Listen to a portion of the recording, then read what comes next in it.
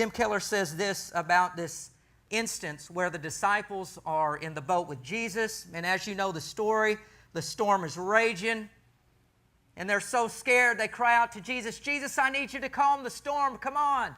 We're scared. Are we going to die?" You could really equate this to being in a foxhole. They were scared. Because I'm going to tell you, when you're in the foxhole, it's probably not the best place. There is a little bit of fear involved. And what God is teaching me is He's saying, "Son, listen, I don't want you to be so afraid." He's saying, "Son, I want to grow your faith." He's saying, "Son, you are not alone." He's saying, "Son, I am with you. Daughter, I am with you. My hand is right here. My hand is right here."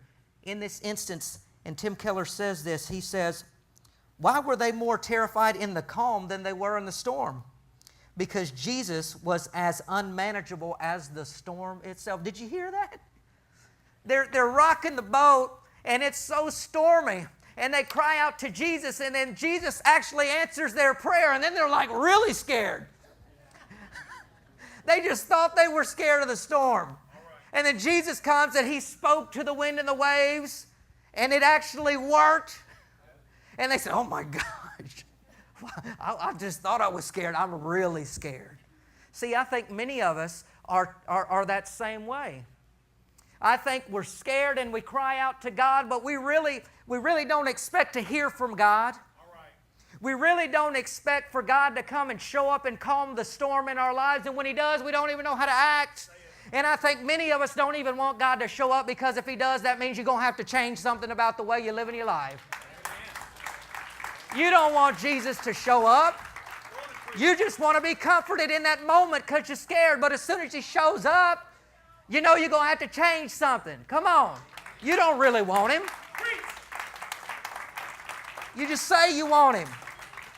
What I'm trying to tell you is, if we are going to have an impact in the culture, man, you got to really have Jesus.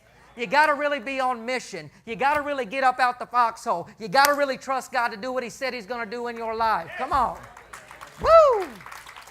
Boom. Y'all get anything out of this?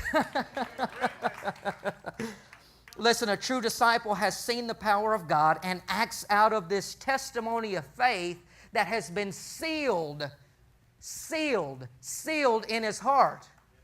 Listen, something that is sealed upon you can never be taken away. It is now who you are. Everything about you revolves around this moment, about this testimony, about who God is, how He showed up in your life and pulled you up out of that hole.